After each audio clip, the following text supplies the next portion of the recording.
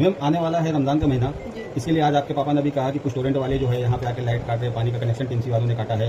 तो आखिर वजह क्या कि 30 नंबर के अंदर जब अभी परसों कल ही के दिन मीटिंग हुई थी, उसमें ये कहा गया कि रमजान के महीने में कोई भी कनेक्शन नहीं कटेगा, ना प्लस लाइट कटेगी। यहाँ तक कि 1 सेकंड जाने की लाइट भी वहाँ पे हुई थी।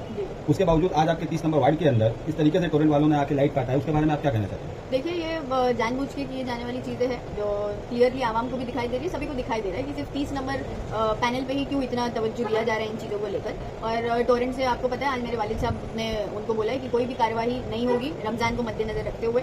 और टीएमसी के अधिकारियों से हमारी प्रभाग समिति में जो कल मीटिंग हुई थी, उस मीटिंग का मेन मुद्दा था हमारी शहर की ट्रैफिक, जिससे लोग परेशान होते हैं। हमारे पास कई सारे वर्किंग क्लास के लोग हैं जो जॉब्स पर आते जाते हैं और वो लोग रोजे भी रखते हैं, और उसके ट्रैफिक की वजह से कई लोगों के रोजे तो रास्ते में ही ये हो जाते हैं, वो रोजा खोल भी नहीं पाते।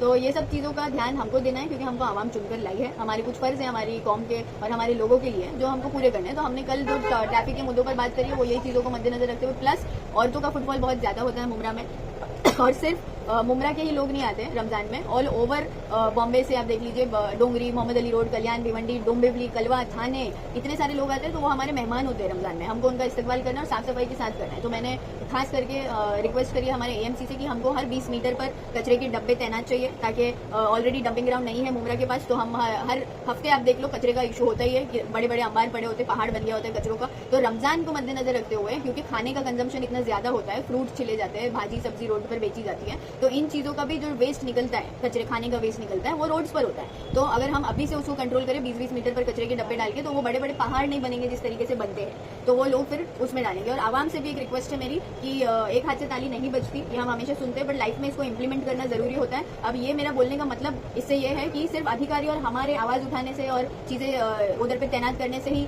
सब सही हो जाएगा, जरूरी नहीं। उसमें आप लोगों का हाथ इक्वली लगना जरूरी है, जब जाके ये काम पूरा हो सकता है। तो कचरा रोड्स पर ना फेंके, हमने रिक्वेस्ट की है और पूरी उम्मीद है कि हमारे एएमसी और टीएमसी के पूरे अधिकारी ये कचरे के डब्बों पर ध्यान देंगे और कचरे के डब्बे लगाएंगे। जब वो डब्बे लगेंगे, आप लोगों का काम है कि चलते फिरते जो भी खा रहे हो कचरा जमीन पे मत फेंको, रोड पे मत फेंको। मुमरा हमारा है, हमारी जिम्मेदारी है, हमको साफ रखना है। जब तक हम ये इनिशिएटिव नहीं लेंगे, मुमरा कभी साफ नहीं हो सकता। और कचरे के अलावा औरतों का एक और मसला है, कई सारी औरतें भिवंडी, कल्याण, कलवा वगैरह से आती है जिनके छोटे छोटे बच्चे होते हैं। तो बेबी फीडिंग वैन्स की रिक्वेस्ट मैंने करी है। बेबी फीडिंग वैन्स में वॉशरूम भी होते हैं और पब्लिक टॉयलेट्स की रिक्वेस्ट करी है, ताकि सिर्फ औरतों के लिए नहीं, हमारे हॉकर्स भाई लोग जो रोड पर बिजनेसेस लगाते हैं, उनको टॉयलेट वगैरह जाने के लिए कोई जगह नहीं है, तो पब्लिक टॉयलेट्स होना जरूरी है। तो कुछ स्पॉट्स हमने उनको दिए हैं। प्लस ट्रैफिक का मसला सिर्फ हॉकर्स की वजह से नहीं होता है। Auto rickshaw is one of the very important topics in this, जिसमें हमको ध्यान देना जरूरी है। ऑटो रिक्शा किसी भी नाकों पर कहीं पे भी इरेगुलरिटी के उससे वो खड़े हो जाते हैं, उनको समझ नहीं आता कि ये नाके से लोग अंदर जा रहे, बाहर आ रहे हैं। और हॉकर्स और वो फिर इंटर रिलेटेड इशू है, जिसकी वजह से ट्रैफिक सॉल्व नहीं हो पाई है मुमरा में इतने साल से। तो आरटीओ से रिक्वेस्ट करिए कि ऑटो रिक्शा के जो स्टैंड से जिधर लोग उतरते हैं और जहाँ से लोग चढ़ते हैं,